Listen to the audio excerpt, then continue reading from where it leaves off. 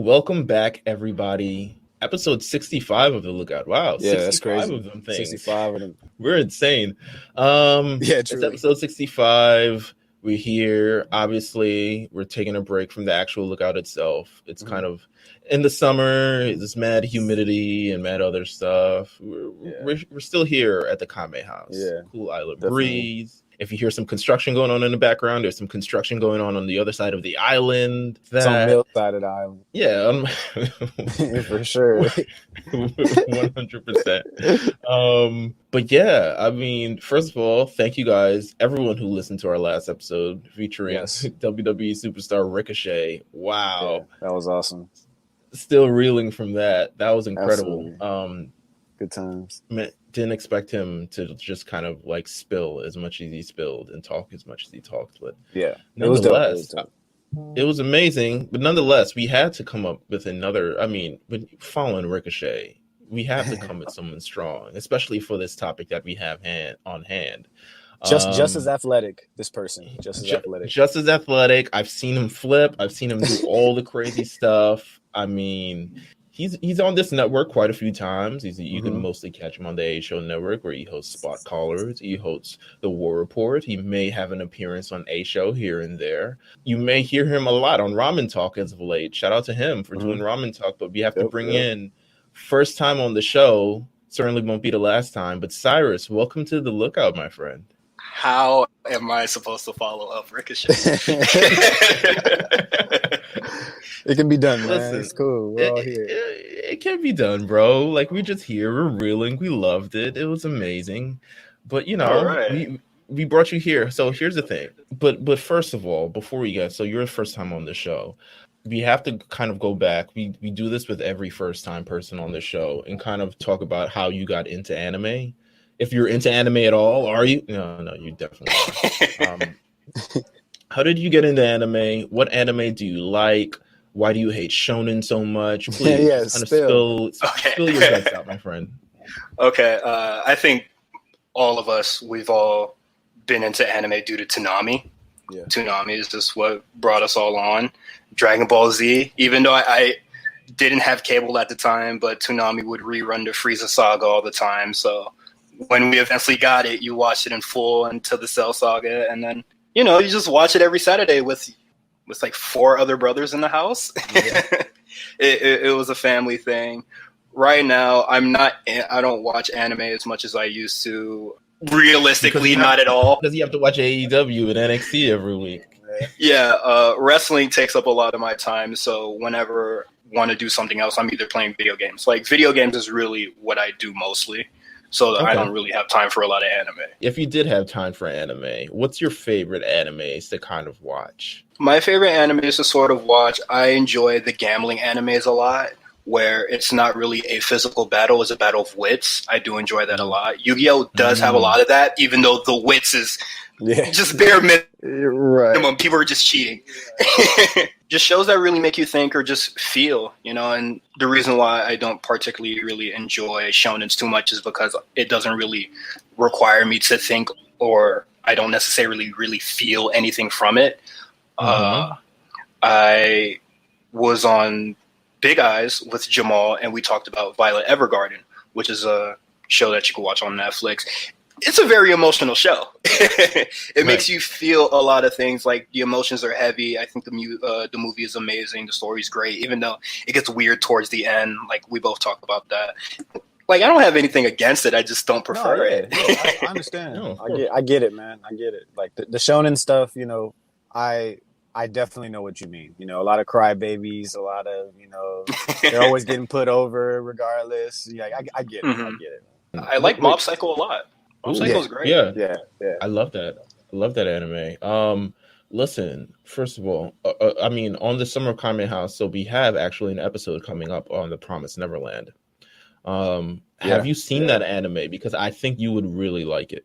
Yeah, I think that's one he'd probably rock with a lot too. I'll try it out right after this, but I would say before watching Yu-Gi-Oh! For this, the last anime I watched was Full Metal Alchemist Brotherhood.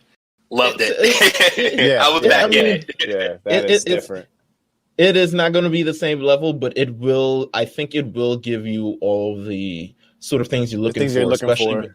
Right. Especially, sure. I mean, it's not a particular, like, it's not the conventional shonen that you seem to dislike. It doesn't require a lot of thinking. Actually, every episode requires a lot of thinking, especially in the first season. Yeah. Jeff and I are probably going to revisit the first season because the second season is coming out at the top of next year. The manga is completely finished. It ended a couple of weeks ago, and it had a pretty, I'd say worthwhile ending. I mean, it was nice. It was nice.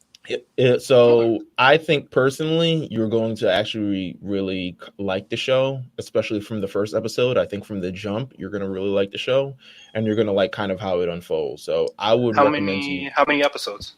I think like 12. It's 12 for the first season. Only 12? It's light. Yeah, I got you. It's for real. You'll enjoy it, dude. Like, you'll enjoy it for sure. Yeah. It's not what you think it may be. Right. Okay. I read it as a manga before I even realized. I was like, I should probably check if there's an anime for this. Yeah. And I read it and I was like, wow, I'm like legitimately glued in because every kind of the end of every chapter, the end of every episode kind of leaves you with this like cliffhanger of like, okay, what's going to happen next? What are they going to do next? So I would suggest you watch it. I would suggest everybody watch it, especially if you're going to prepare for the next episode of The Lookout, or next 2 episodes. I kind of forgot the schedule now. This is weird. It's suspense, man. It's suspense. Man. Yeah, it's super suspense. It's a suspense. A little bit of horror, a little bit of horror, a little thriller. A little bit of horror. That's why. Okay. Yeah, it's cool. Yeah, it's really nice. But speaking of a non-horrifying anime that we have to talk about on this podcast, we should probably get to the main event of this thing, man. We are revisiting Yu-Gi-Oh!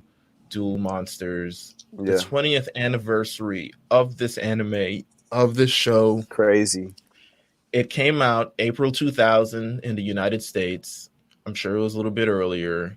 This is, as far as I know, this is the second adaptation of this anime. The first one was not particularly it didn't really, I don't think it really found itself much success or really kind of any kind of prominence in the United States. So this was the one where they kind of saw, I don't know, you know what? Don't quote me on this because I don't know if they saw. I can say, if you look at Pokemon and you look at everything that kind of followed afterwards, they said there's money in this because there's cards that people will buy. And and America loves obsessing over things. So especially during that time. Let's do our best to invade America. So April 2000, Yu-Gi-Oh! Was born. Well, not Yu-Gi-Oh! Was born. I don't want to say that, but the Yu-Gi-Oh! Kind of the modern, as we know it, the most popular version of the show was kind of born. 224 episodes. I mean, we're going to mostly talk about season 1, but I'll start with you, Cyrus. What are your kind of memories or early memories of Yu-Gi-Oh! Maybe as a kid or as whatever. Saturday morning, 4Kids TV, just watching this tiny child grow up to a grown-ass man. And what was really funny is like the evasion of, like the cards and stuff like that. My mom took us to a flea market and we saw the fake Yu-Gi-Oh! Cards and we were just like, oh, word. That was it. That was it. That's all that really needs to be said. I was deep in it, and they had the GBA games. The GBA games definitely did help my interest in Yu-Gi-Oh! And it being on there is a Yu-Gi-Oh! Game on every console that I own or any like gaming system that I own. So it's just like, oh, Yu-Gi-Oh! Was always with me. Yeah, no matter what. Yeah, you just you know how to play. So I hated Duelist of Roses. What was it? I think that was it. I think that was the one I bought for PlayStation 2. Boy, that game hard.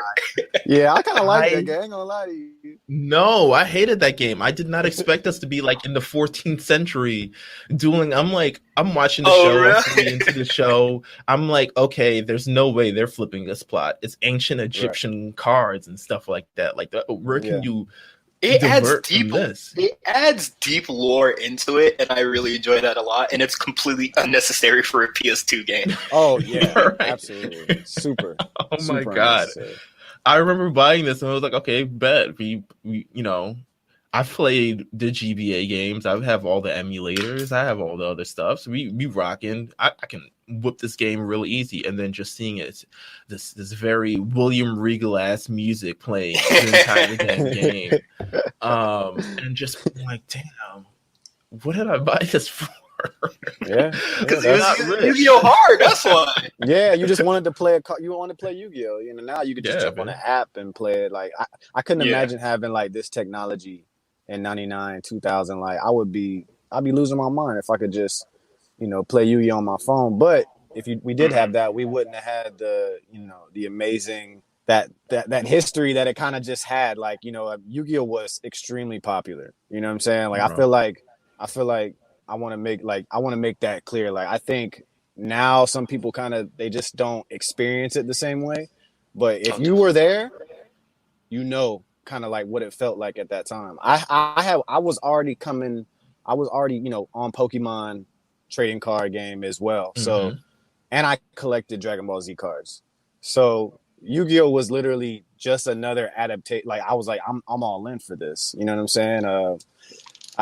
Just the way that the marketing was hard, you know, the having the Kaiba deck, the Yugi deck, you know, the Joey deck, like that shit was it was perfect to me. Like I like being able to feel like you know what the fuck is going on when you're watching the show. You know what I'm saying? So it's like if I know Yugi's deck just from watching the show and I go out to buy it, man, it was a good time. It was a good time to be a kid. Absolutely. Like, Yu-Gi-Oh was very special to me at some point, and I still have my deck, you know, to this day. Cyrus and I spoke about Yu-Gi-Oh maybe like 2-3 years ago. Yeah, download the app. Download the app. And I was like, the Yu-Gi-Oh Duel Links app. I just wanted to play Yu-Gi-Oh, and I was just like, oh, Duel Links? Bet. Yeah. And I had it on my phone like 3 years ago. I recently took it off my phone because I just don't play it on my phone like that anymore. I used to play it a lot at work, but now I'm not too into it. And really, the experience from back then to now is that paying for cards. I didn't have money as a kid, and I don't have money as an adult to be spending on no damn cards. Right. That's real. No, that's real. Like I remember it had to be, it had to be either 6th grade or 7th grade or whatever at some point. I just remember going through them, and I remember the first episode I watched because if it wasn't Dragon Ball Z, I was like, what the hell is this? I don't know. Or Pokemon, rather. So I'm like, oh my God, they're coming out with all these variations of Pokemon. Dual cards? Like, oh, what's going on? At that point, everything was compared to Pokemon. So right? But like still to this day, I don't know how to play the Pokemon card game. It's not hard. It's not hard. I feel like in the future, Jeff and I will drop an episode about this trading card game because Jeff is obviously he's a regional champion somewhere. He just won a tournament like last year or something along those lines. Yeah, it was like I think it was like summer last year. If it's not like the Pokemon game, you know, then like I don't really know Pokemon. Yeah. So like when I first saw the trading card game, I was just like, wait, what is this energy card for? Right. I get it. I mean, I just collected them. I was like, whatever, give me whatever you want. Pokemon, I just need everything of Pokemon. Like, just give me everything related to it. And it was kind of the same with Yu-Gi-Oh! In a sense, because, I mean, it's not like I bought anything besides the cards, but the cards were kind of it. The cards came, you had the little fold-out little, you know, matte shit that came in the deck as well. Yeah. Little paper. Right, all right. So you could pull it, you know, you bring it to school. I'm there dueling in lunchrooms. I'm here dueling in art class. I remember y'all's first deck? It is Yugi. I got Kaibas. Yeah, I had Kaibas. I had the flea market deck, so I already had all the Egyptian god cards before it was even shown in America. Listen. There was a kid in my class who would print out cards and like cut them out. I didn't like it. I was like, no, this is not. I'm not trying to read this, bro. Yeah, you're pulling out all the three. What was it from the that tag team duel in season 1 with all the Raigekus and the Sengikis and the Sinjin, the Gate Guardian. Yes, the Gate Guardians. He's like pulling out all of them. I was like, you don't. You know what's funny? Cards. With Gate Guardian, the water version is actually what I primarily use in my deck because I made a water-based deck. So like seeing, I was just like, oh, you don't look anything like the card. it was a period in my life. Like everything kind of I gave away stupidly. I feel stupid now because Jeff shows me all his cards all the time. And I do. And I gave away my Pokemon cards. I gave away my Yu-Gi-Oh cards. Yeah. I don't know where any of my Power Ranger toys are. I don't know where anything is like resembling from my childhood, like those 3 pillars of my childhood. So it's like I kind of gave all of those away, and I regret it now immensely. But you know what? At the time, I made like I feel bad now. I can't. No. I made plenty of money. We on Duel my stuff. We on Duel Links, fellas. Drop the 15 for a card pack. Yeah, I could be ready for a duel in 2 hours. Really, like you just gotta give me a second. Let's have a duel after this. For real. Like, if I still have my profile, I'll definitely duel like right after this. Oh shit! Y'all pull up on FaceTime and dueling and shit. Oh, we have a live Zoom duel, kind of. That would be amazing. But yes, Yu-Gi-Oh! Phenomenon. It didn't last as long. I think probably, I would say in terms of like, all right, so the big animes we had. You know, Pokemon, Dragon Ball Z. I think Digimon was relatively big because it was. If you sold stuff, if you sold physical things, you were on. I had a Digivice. Yeah. I had 2 sets of Digivices. Hard, and Yu-Gi-Oh! If I could call those kind of the big 4, would Yu-Gi-Oh! Said I guess its prominence kind of lasted the least amount of time. I mean, I honestly, I'll keep it real. I don't know. I feel like Digimon did fall off before because to me, what was special about Yu-Gi-Oh! Is even though the anime may have fell off at a certain point, the card game was still booming. Like if you knew about it, it was just as popular as it was. You know, regardless of how the show was doing. Like, I do feel like at a point the card game got way bigger than the anime. Right. Because ultimately it's still like a card game of strategy and all this other stuff. Like beyond actually knowing, beyond the actual show itself and the popularity of it, it's still like with Digimon, you need to know the characters, you need to know the shows. It's not really like this kind of back and forth game thing. They don't produce a lot of games. They don't produce a lot of. You could get into Yu-Gi-Oh! Today if you want. Yeah, you could still get into Yu-Gi-Oh! Today because it's kind of ultimately it's a strategy card game. It's just similar to, I guess. I don't want to say similar to Dungeons and Dragons, but it's like it's kind of a similar kind of thing that will last on forever. It's a very like tangible. It's not going to stop. There's always going to be people playing Pokemon cards still, Yu-Gi-Oh cards still, Magic still. You know, it's not. Yeah, absolutely. Yeah, I think they still sell Dragon Ball Z like cards to play. I mean, I don't know what's going on with it, but I'm saying like there are people out there who do this shit. But if you have strategy, like the game is very well thought out. I mean, the dynamics, the mechanics, the cards, kind of everything. You can kind of create a strategy with your deck, which I think is what kind of makes it so much alluring and why people are so in love with it. But now we kind of have to get into the show where all those rules kind of fly out the window, right? Absolutely. Did you guys ever like battle anybody who like took the show a little too far? So like when you're battling them in person, they're like, activate my trap card, and you know, like they were out there. You know what I'm saying? Man, I remember doing that as a kid with my cousin, but coming up with, you know, when you say attack and then you have to come up with like a clever name for it, it's just like that's when it goes out the window. What are you supposed to do? Like definitely people who were very anxious to be like, and I'm laying this card face down. Yeah. And well, you kind of have to do that. I know, but they over dramatic it. You know what I'm saying? Definitely. Yeah, definitely. I've had kids like really like, I'm gonna put this in defense mode, and you just feel it like, you're like damn, dude, like that one video, the black dude going, oh, yeah, yes, dude, yes. That's a good classic, man. Yeah, man, it's incredible. Listen, Yu-Gi-Oh! Duel Monsters, second adaptation of the anime, dropped 2000. Has anyone seen the first adaptation of the anime at all? There is a YouTube video that has all the episodes, but the quality is awful and some of the footage is corrupted.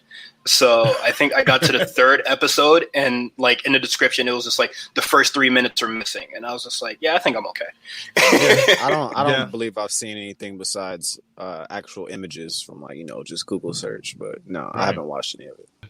It's regarded as a much darker season. The reason why it didn't come to America is because of the themes and kind of everything. It's I guess in that show, maybe the card games are like in the backseat. Yeah. And the sort of magic and sorcery and millennium items and goals and stuff like that are more in the forefront. So they just decided, hey, I'm pretty sure back then they're like, yo, can we make money off this? Can we yeah, you market it towards kids, dummy. Yeah. The Egyptian shit is fairly problematic looking back on it now. But like at the time I was just like, oh yeah, Egyptians, but like today I'm like, no, this ain't how I look. I think the Egyptian stuff is cool, but some of the people that have the Millennium items are just like, all right, colonial going on here. Come on now. Gentrifying these. You know what it is, though? If they had come up with if they had just not named it Egyptian, it would probably be a lot better off in the future, because now you're telling kids like all these Egyptian things and you're including some of like history and like all the other stuff like that, but it's just not true. Like at any part, like, also, but dog, Egyptian god cards were so hard. I can't imagine taking Egyptian god cards away. Like Sly for the Sky, like just their names. Just like, all right, you know what? It doesn't even the Tormentor. That's the hardest shit I ever heard in my life. Like you could make up any name for anything except like in Egypt. It's like, all right, well, I guess the show is set in like this other dimension of of the world or whatever it is. I guess where card games and all this other stuff is going like that. But it's like, I guess I don't know, the history of all the Egyptian shit. It kind of makes it's satire on like Egyptian history, which I'm sure matters to people. It's definitely problematic in that sense. I think, it is in an alternate world. I think if there were more like sort of regional cards or like, country cards, like maybe Japan has their own version of dragons, and it would be like yokai stuff. And then like, I guess in America, it could be like, very soldier based, I guess. And, more island or Pacific, towards Hawaii or the Philippines and stuff like that. Like maybe if they did that, it would like lessen the blow, but I don't think it ever really gets to that point. It's always like really Egyptian based. Even in the follow-up series, Yu-Gi-Oh! GX, it gets very Egyptian-y. It gets very Egyptian. Is hilarious. Let's talk about the first season, because the first season, obviously, we have to talk about this. I've been probably lamenting it for quite some time because I knew we were always going to talk about this. I talked to Jeff about we were always going to do this. I knew I was watching it. What, February or January? Yeah, you were watching it earlier in the year. Pictures, and I was like, "Hey, look at this shit right here." And I was like, "Man, I totally forgot how long season 1 was." But like the show escalates so fast, so like you don't really. Like you turn it on and all of a sudden like Yugi's grandpa's on the ground, like, you know what I'm saying? Like you're just like, damn. So it escalates so fast, and but I guess at that time I wasn't watching it for the quality of the story. I just thought it was cool. So watching it over as an adult is fairly funny because I'm a Kaiba guy. Like I just like his attitude, but like Cyrus, like you said before we really got on here, it's like he didn't really do much. Like when you really like you watch it as an adult, you're like, all right, how cool was this guy actually? He's kind of an asshole, and that was really kind of an asshole. They did a really poor job of displaying him as a champion. Yes, like I don't get the vibe from him at all. Really watching it as an adult. And like, I guess you'll see it in fighting game tournaments where like this person that has all these accolades would possibly get like eliminated first round. Yeah. But like here, they do a really poor job of building up a lot of these people. I think the only people that get built up is before they get to Duelist Island is Weevil, because you see him on the TV and he wins. But like you never see Kaiba win a duel. Yeah, no. This whole season, he never does that. Yeah, I'm not really sure what was. I don't know. Maybe they were just holding back. Also, he's oddly like OP physically, so like that was weird too. Watching it, it's like, this guy can do everything. Climbed up the side of a mountain with a briefcase in one hand. Like, how do you do that? My favorite part, Meelz. You posted it. This man standing on the edge of the castle. He's like, Yugi, you wouldn't dare do this. You win, I jump. Huh? This man said, if you shoot me, I'll fall off.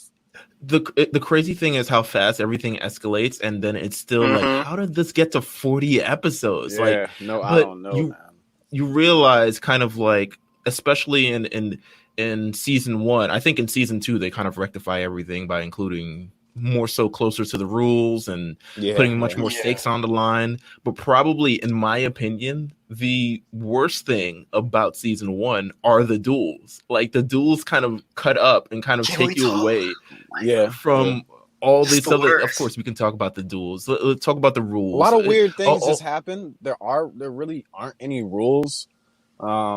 And you know, it's like some of the antagonists are like also making their own things up as they go, you know, and then the protagonists are also really just sort of ignoring the rules. Last year I watched Yu-Gi-Oh! GX just because cards that I like, the elemental hero monsters. Yeah. I like them a lot, and I wanted to see them in the anime. And then somebody told me, "Hey, man, they're only manga exclusives." And I was just like, "Well, I guess I'm gonna stop watching." But like in that, they're very much closer to the rules, and they kind of explain the moves that are being done. So there isn't a secret trap card that was like laid down. Like you just can't do that. Yeah. Well, here's the thing. I guess it makes much more. You play an actual Yu-Gi-Oh! Thing. It's not as dramatic as everyone would seem. And they even in the first episodes before Kaiba, creates this revolutionary thing where holograms show up and all this other stuff. Yeah, and they're legitimately big money spent. There's a sold out stadium where they're just watching two people at a table play a card game. Right, and just like what? Which fair. Pokemon tournaments all around the world. People just watch people play Pokemon, I guess. But there's a visual aspect to it. But I don't think there's a visual aspect to this. But they have to. I think more so what they were going to is like the people who said the card game is like, okay, we want to sell these cards and we want to sell this show, and they were like, okay, but we have to make it interesting. Like we have to. Include it. It's one of the things that we talked about in the first season of Pokemon 2. When we did our Mount Silver podcast, at some point there's a disconnect between the actual game and the show because the show is worried about selling something to kids. Yeah, so, I was gonna ask. I don't really know. One of you guys may know. Did the actual card game come first? Was the show made from the card game, or was the whole idea a show? I think I had it in my notes. Hold on. I think the card, the anime came first, and then the card that makes sense to me because if the anime rules came later. Exactly. Like they just kind of like they gave it to us, based off, like you said, Meelz, a show to get our attention, and then they were like, wait a minute, we got to sell these physically, and in doing that, you obviously have to put true rules, but they already created the anime, so it's like, this is how we're just going to make it look like this for the first season, and they're not going to. They're not going. They Cards was introduced first. Cards was first. 96, and then the anime came out 99. Oh well, then wow. I guess they said first season is going to be shenanigans, regardless. No, I'm sure they said that because they were like, okay, we are not going to.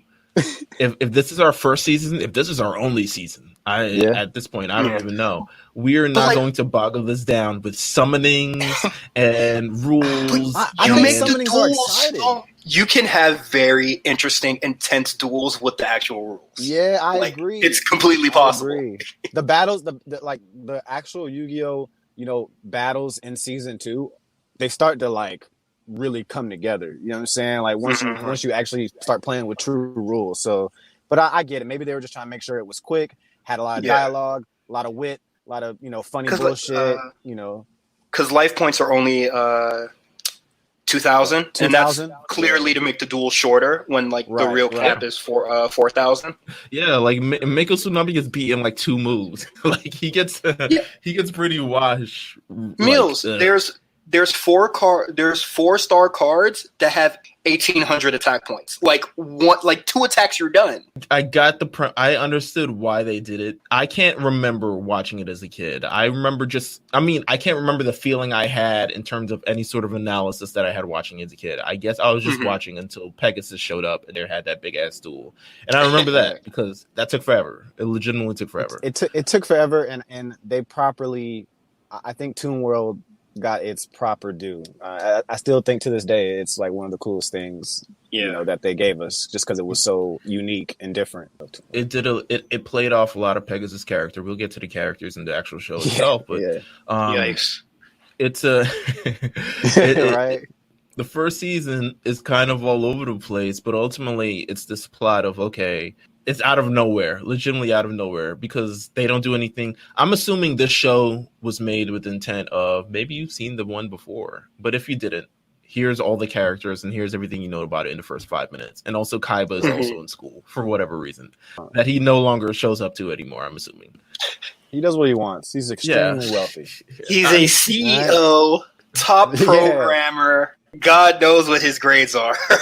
Fucking right. It's just, man could fly a helicopter. Athlete, martial artist. I mean, he does it all. But with this, they kind of establish it in the first kind of like 5 minutes. The first episode is so wacky. If you watch this, it is oh my god. I don't want to say it's a terrible kind of way to start it. It's more so now that you're older, you're kind of be like, this isn't how shit should run.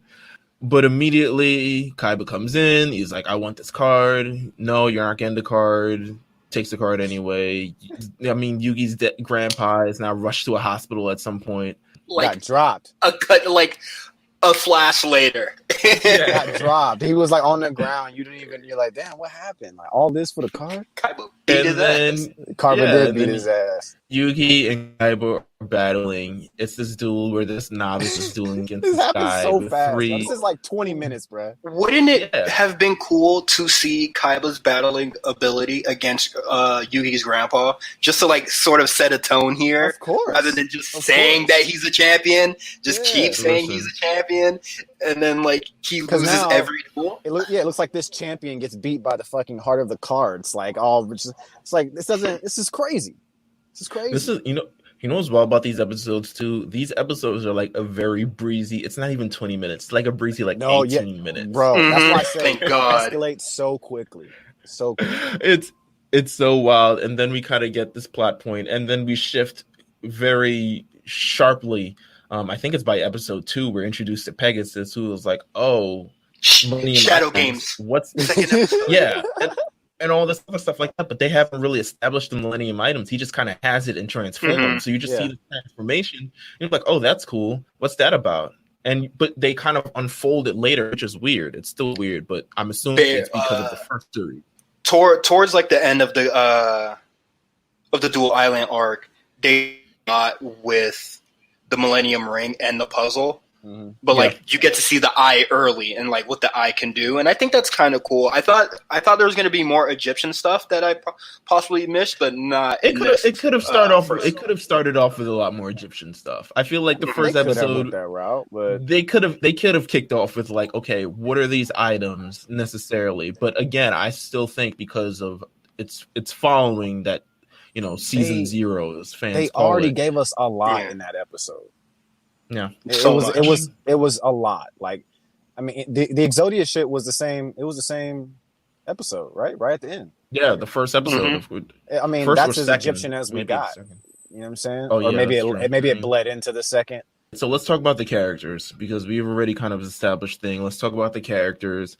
Do you have a favorite? Looking back at the show in the first season, do you have a favorite as like wildly stretched as all these characters that kind of are? My is like the only sort of character. Well, like I think her arc of just like going from like absolutely mean woman to these kids are all right. Like I think that's so much more than a lot of developments that people go through. Like Taya is just, oh my god, I'm so worried about Yugi. Wah wah. Tristan is give everybody the hands whenever needs be. Yeah, I don't know. It's like a weird game. It's like they're set up like the Mighty Morphin Power Rangers. Like there's an attitude for every type of person. Yeah, but when they form a Megazord, it's not as effective because Taya and Tristan are ass.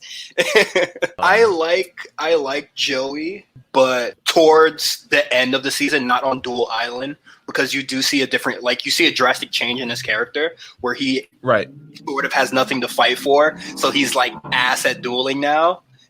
Yeah. I mean, I think that's really interesting. I think they do their best, try to come up with motivations for. I mean, they do the best for motivations for maybe like 4 characters. I'll give Pegasus a thing. I don't really know what Mai's kind of. She just wants kind of fame and money and all this other stuff, and little bit of a sport. That's what she sort of comes for, and then she was like, "Oh man, there's cool people on this island." You know, she like made friends, even though she's like 24. Yeah, it's a. That's so funny. But Yugi, I mean, I think probably my favorite character on this has to be. I mean, gosh, do I have a favorite character? I mean, I went up for Pegasus pretty hard in this rewatch. I think Pegasus is possibly. He's one of the most fun villains, and maybe he doesn't get talked about enough because Yu-Gi-Oh! Is just like a kind of, in terms of the tiers of anime shows that are kind of like, oh my god, all the time. It's like put off in its own tier with Pokemon and Digimon and kind of all the other stuff that is kind of not really recognized for its anime-ness, but ultimately recognized for just being part of childhood and all this other stuff like that. So there's no true development.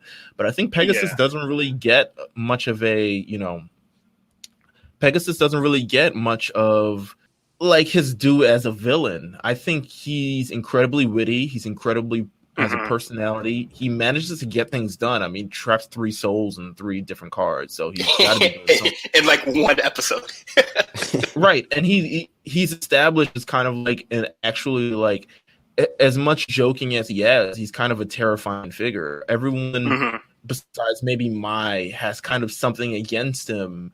And he's very like obviously like this first stage villain. Obviously, you get to at this point you move further in the series and things get, I guess, a lot more Egyptian.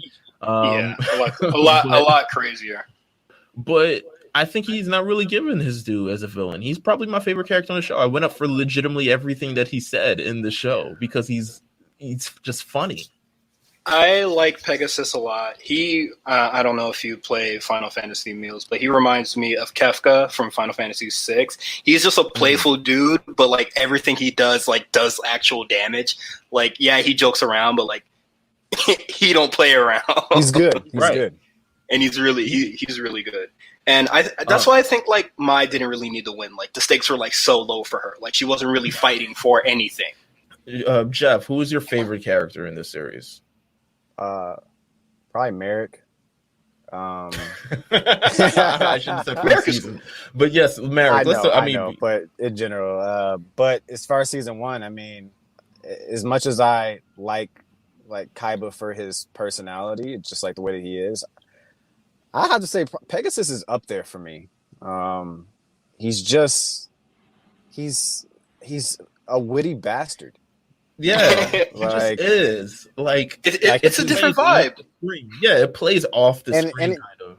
It's kind of unfair, just like his whole role and everything. Like he seems impossible, and that's kind of what he's the creator of Duel Monsters, and I'm but yet also big cheater, right? And you have to actually play him, and he's cheating almost. You know what I'm saying? Like he's got a whole situation, but the things that come with him. Toon World, his reason behind creating Toon World, I loved it. I thought it was the so Millennium cool. Eye. Yeah, the Millennium Eye. He's like, this was my favorite cartoon, so I decided to give him his own card. Like, that's so hard, dude. Like I love him. So he copped the deal with Disney and did the whole thing. Like that's hard. Yeah. I mean, this man literally, kidnapped a kid. He's kind of a sociopath as well, but and an adult. Oh yeah, it works. Oh, or are we going to talk about the deep themes about corporate corruption? That's in Yu-Gi-Oh. I mean, we can 100% talk about that because there's a whole. I mean, in terms of just the entire story, the duels tournament, Kaiba has his own kind of story, his own like renegade. What can I say? What could I compare this to? Gosh, what was that movie that fucking I don't remember, but he has his own kind of renegade story of like I've got to save Mokuba. So they're like kind of making him a good person. Yeah, it's then like literally like Taken. It's like Taken. Yeah, but Kaiba, there we go. But then like he's sneaking into houses. He's like on his Duel network trying to hack into Duel things. Yeah, he does a lot of things that's not dueling. Right, 100%. It's almost op shit, low key. When you really look at it, like, wait, that's your guy. I'm about to say, right? It's like, wait a minute, maybe I shouldn't be supporting this thing. Meanwhile, the underbelly of the show, or the underbelly of his thing, is that actually his board of directors are trying to sell out his company from underneath him. And I'm just like, it's a plot that maybe didn't need to be added. When I was 11, 10 years old, I was like, what is happening? And we'll sell the company to, we need Mokuba. We just need the body for 51% of this company. And I'm just like, this is a lot. I don't know if it was actually needed, but I guess they needed a reason to kidnap Mokuba. But I don't know if you needed. I mean, a lot of people kidnap Mokuba. Like, you don't really need a reason. I think stealing Mokuba is enough for me to want to go get my brother. Yeah, absolutely. Yeah. There's nothing else I need. There really didn't need to be like some corporate side plot here. It's so weird. It's like his family.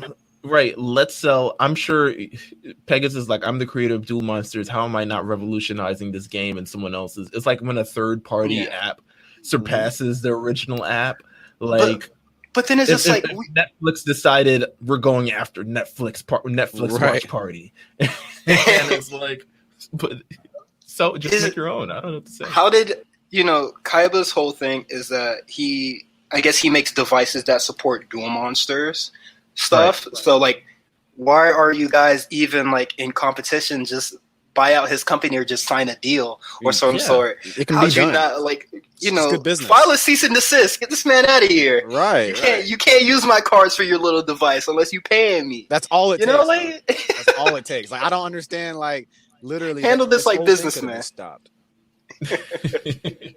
First of all, Kaiba's first duel. The little Beyblade shit you kind of throw out in a hologram. The dual disc. Yeah, the dual disc. Yeah. Where they had it's a circle, and you like place one on your wrist and throw one out, and then a hologram comes out. But then you also have to place like 4 cards around it. I was like, this looks incredibly complicated. It's so dumb, but they did something amazing by like adding upon that, because season 2 you see the actual model of it, so it's just like, hey, you remember that shit that you was playing with? It's a whole new thing now. That's right. Put it on your arm. Yeah, I'm like, have you ever? All right, so these things existed in real life. I've owned it. I had one. You've owned it? Yeah, yes. I've owned it. Right. I still have mine. All right, Meelz. I'm surprised I never sent you a picture. Yeah, please do.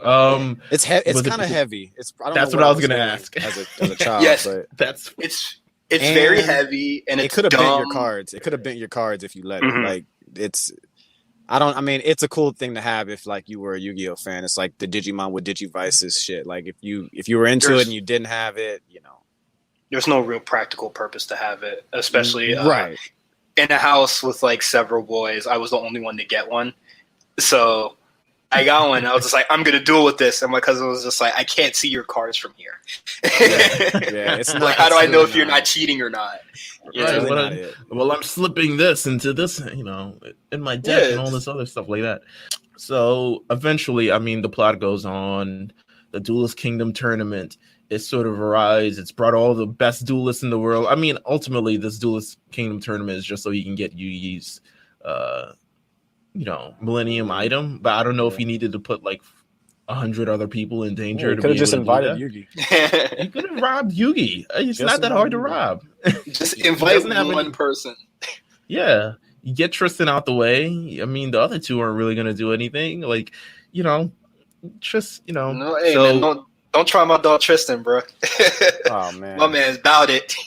Yeah, Tristan will throw hands on any given day. Oh my god! Wait, one thing about Tristan, y'all know his voice drastically changing. Like in the early season, it happens. Just sounds like a moron for like the first 10 episodes. And then they were like, "Yo, he's too cool for this. We gotta get it together." Hilarious. If we could have him flipping over people, we need to change his voice 100%. Various things. I mean, what's your favorite part of the Duelist Kingdom tournament? Let me ask that. What's your favorite part? We're going through this first season. There's a lot to kind of cover. There's what is it called? Dual chips? What is it? Star chips. Which it's so weird because I had the glove Yugi, too. like, I had the glove too. Oh, you're wild. Yeah, you're amazing. Yeah, you're amazing. it's so weird because you watch this entire series. It's like Yugi like loses and gains starships over. Somebody could really just duel for you the whole thing, and then you could just buck their starships. Like Mai gets like 24. Yeah. And it was just like, hey Yugi, here you go. I gotta pay you back, Yugi, for getting back my starships from that time where that sexual harassment guy was terrorist. Thank you. Some pyromaniac. But what's your guys' favorite part of the Duel's Kingdom tournament, if there was even one? When Pegasus got that thing put on him, boy, that strap got put on him. Bandit Keith put that yoke in his face, man. Bandit Keith legitimately leaped from the platform like onto like another platform in midair with the chopper. He's just like, and you know what? This is it. I'm tired of you. I lost to you. You embarrassed me, which fairly did because Pegasus OD'd, I think. Spazzed out on him. He spazzed, bro. I also, I love the Toon Blue Eyes White Dragon debut. I thought that was so cool. I'm good. Still super into it. I still today. I'm just like I watching it again is like, yo, this was just it. I was just so hyped for it. I was just so hyped. Yeah. It gets attacked and it does like some Looney Tune, just stretches ribs. I was just like, hey, what? They killed that part. They did a great job. So good. It was a great contrast because the artwork for a lot of these monsters were like too like real. It wasn't so serious. Gritty. Yeah. That's why I like Pegasus a lot because everything is very serious. And then he just brings in that playful fun and just a completely different style of monsters in play style and in like how it looks. Right. Yeah.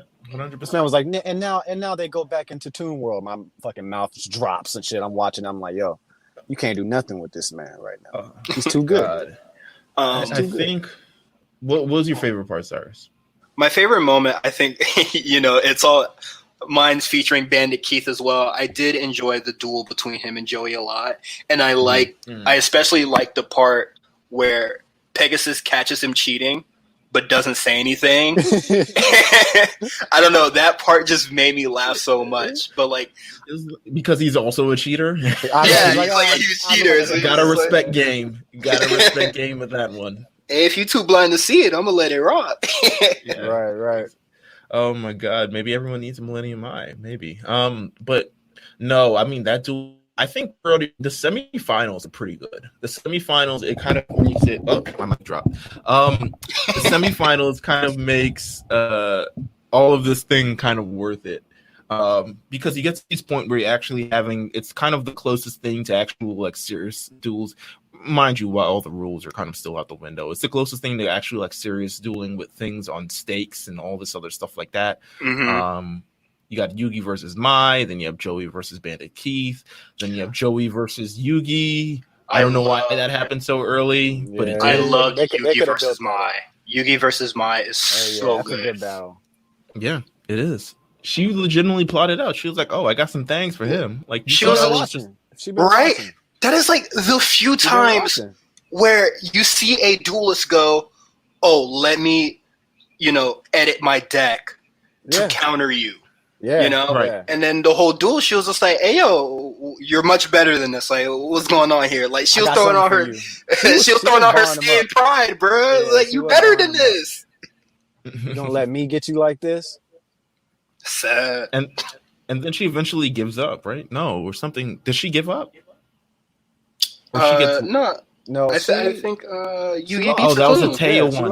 That was the Taya one. Oh yeah. Taya quit. I'm not counting that one because she was definitely gonna smoke her shit. I don't know, Taya and all those. I was like, why does Taya have a deck? Do they sell this like worldwide? No, Taya's deck. Is this? I don't know. Grandpa made her one. Showed no interest in dueling until that point. Like, where were you even holding that deck, bro? Oh my God. I mean, it was a great build up to the eventually Yugi versus Pegasus thing where it's kind of the battle of the Millennium items. Pegasus is kind of watching him because it's like, I can cheat and I know your cards are. And Yugi kind of But has to put. Yugi's got the heart of the cards, bro. I mean, that heart of the cards was more the amount to nothing before he decided the whole body switching technique thing. Like, I know, right? I'm gonna blindly play this card and hope you can use it when I become a completely different person. Apparently, and it's that's cheating. yeah. I'm putting this card down. It was like, well, why don't you just look at his card like 2 turns ahead? And then very corrupt stuff. Right? Very corrupt, man. It was long. I didn't expect that duel to be as long. I mean, I remember it being long, but I was like, oh my god, 5 parts. But it kind of plays in this like 2-part kind of thing with the Toon World, and then you break it down, and then he has that very like, you know, mesothelioma looking ass monster with the eyes, and I was like, oh my god. Oh, Relinquish. Yeah, terrifying. Like, and then I remember I tried to use it in Worldwide Edition, just like I couldn't get it off. I was like, you know what, fuck this. I don't really like this card. One of my favorite parts. You know how to ritual summon? Oh yeah, I'm about to say, man, drop your card down, summon them up. No, I didn't know how to do any of that stuff, man. In the show, he just grabs Relinquish. Yeah, no, Relinquish grabs the Dark Magician and is like, stand in front of this attack for me. Yeah. No, one of my favorite parts is just like Yugi. So whenever something went down, how dramatic he was about like that. Like he felt such a connection to his deck.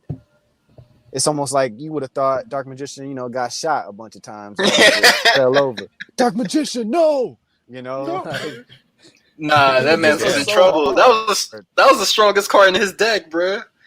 He loved his Dark Magician, dog. Oh my god, I don't. And then, you know what? We can kind of continue to wrap this up. But then, eventually Yugi overcomes Pegasus. He's like, no! And then, he crashes out. Whole different thing. The plot actually kind of is moving from here on out. I mean, there's a subplot. You get the Tristan side story of him finding Bakura. How does everyone feel about Bakura in this series? I mean, don't care. I don't want to say this season. Or how about the series? Like, just in general. Don't care. Not a fan. Yeah, I don't know. I never really kind of saw him all the way through. So I don't really have a true opinion on Bakura. He gets darker and evil. That's really about it. Like, he's just a snake in the grass. That's really all it is. Right. And I don't think it's particularly anything interesting. You want to talk about the things that happen outside of the Duel Kingdom? We can talk about that. I mean, of course, I had it on my list here. What are you talking about? The post thing? The post duels. Yes. Oh yeah. I like Duel Dice. I like it. You like Duel Dice, huh? I bought a deck for it just because, but I never really got to experience it. I had the GBA game, so we're an awesome kid. I'm just letting you know. Like, you lived it. You lived all of it. You lived the actual childhood.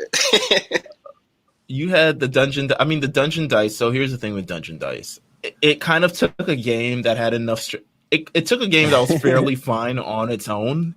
And just decided... Dynamic. Yeah, now we're trying to sell dice.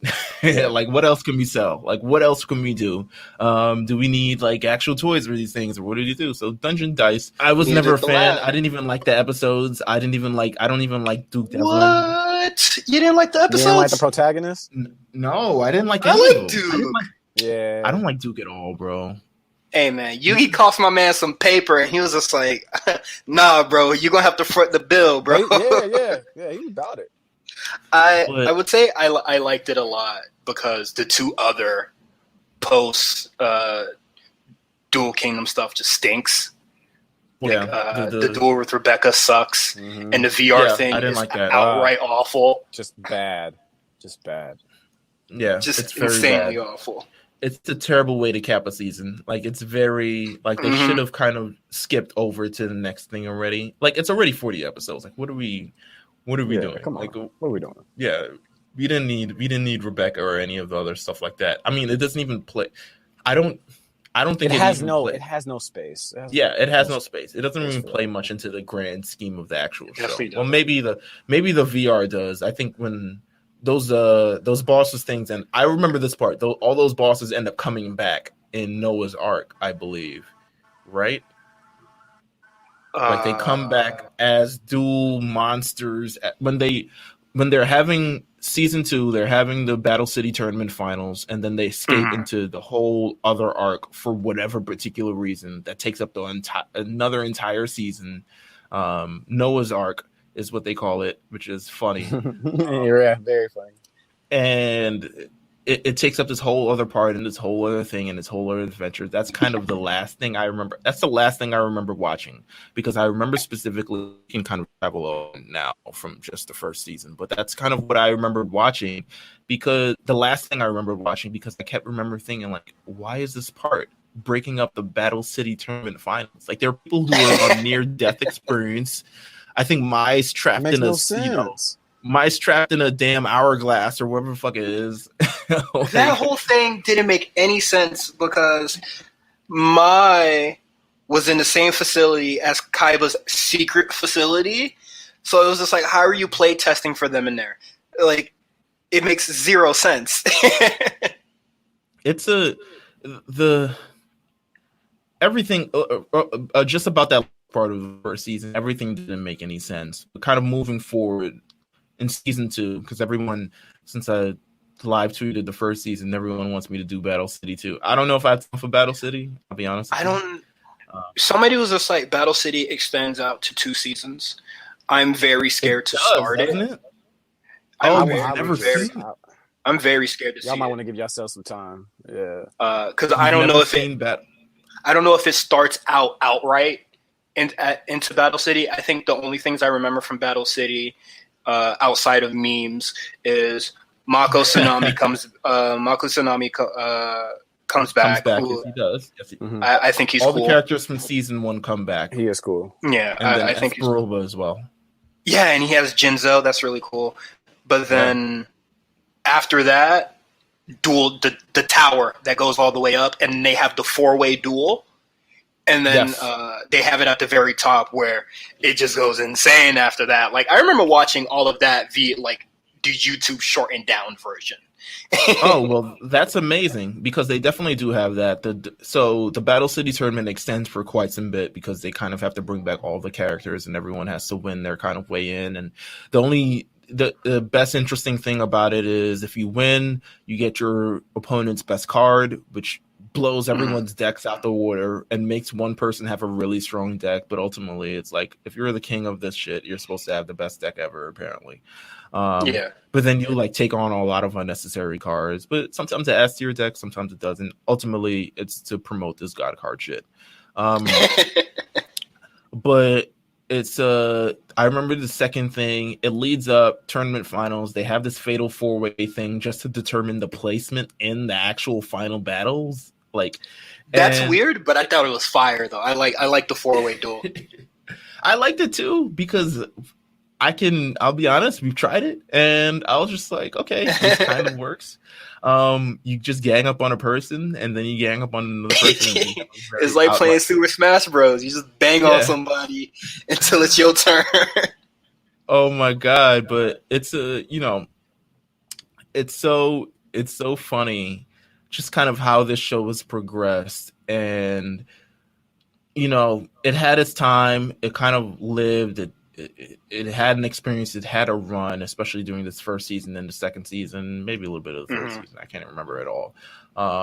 But they kind of really tried to extend it more. I don't think anything kind of you kind of see where Pokemon kind of had this idea of why we're keeping Ash the entire time, right? Because you have these other series like UGX and all these other things that kind of follow very it. brave. They have these new protagonists, and you're like, okay, we want to tell these new, maybe better stories. I mean, it could have been better. I didn't watch, but you want to tell these new, better stories. Okay, all right, noted. But you don't really have the tie that everyone fell in love with Yugi. Which is why, I mean, everyone complains now about, like, oh, why did it go Ash? It's been 20 seasons. Why are we still doing Ash? It's like, because Ash.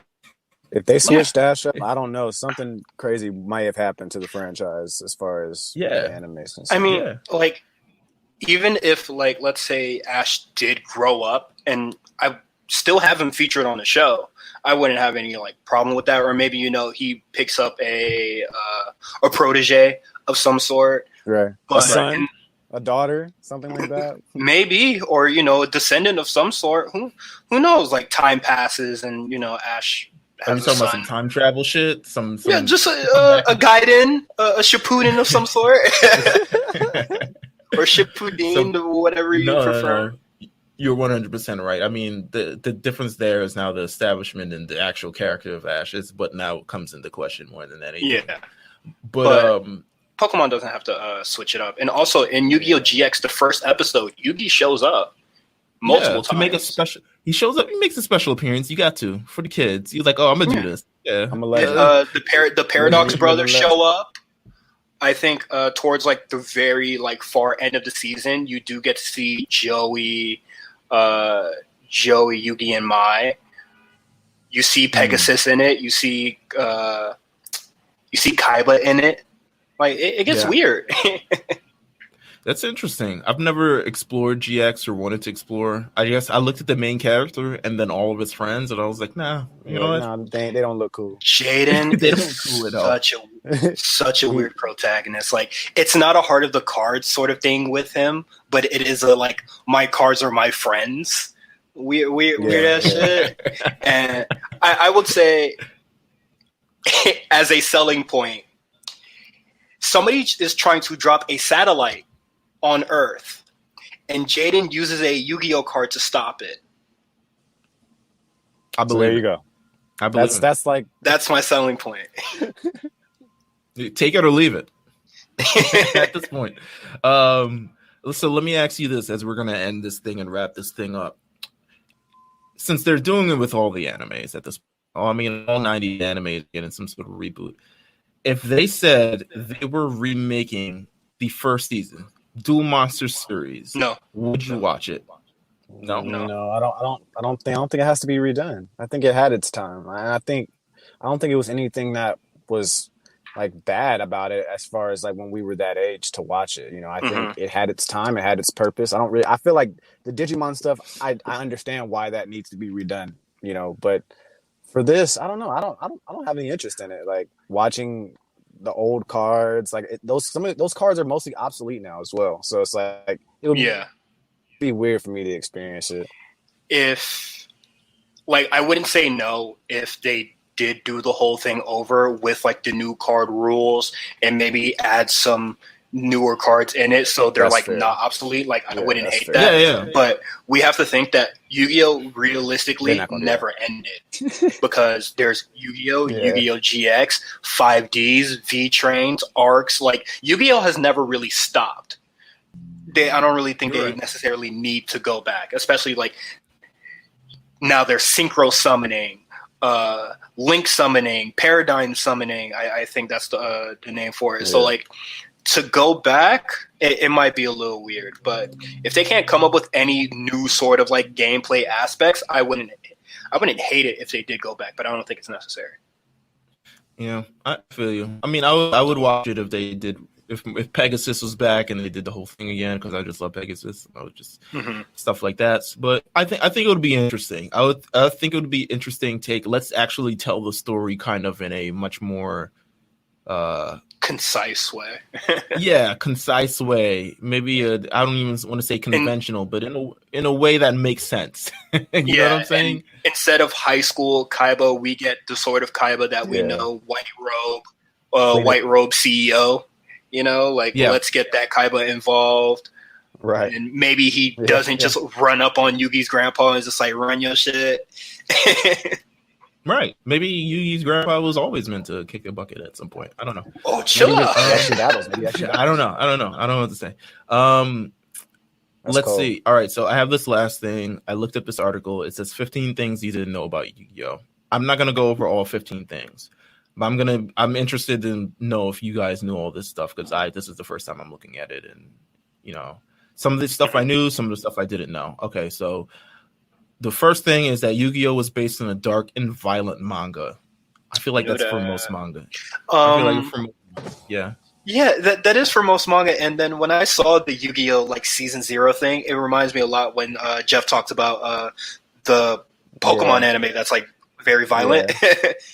So I was just like, oh, is this always a thing? I knew that. Yeah, 100%. You talked about there was another series of the anime that we never saw. Yes, of course. This one says both Bandit. The manga. The manga is extremely in comparison. Both Bandit Keith and Pegasus died in the manga. Interesting. Oh, yikes. It says when Bandit Keith threatens Pegasus with a gun, he's trapped under Pegasus' mind control and shoots himself in the head. Oh.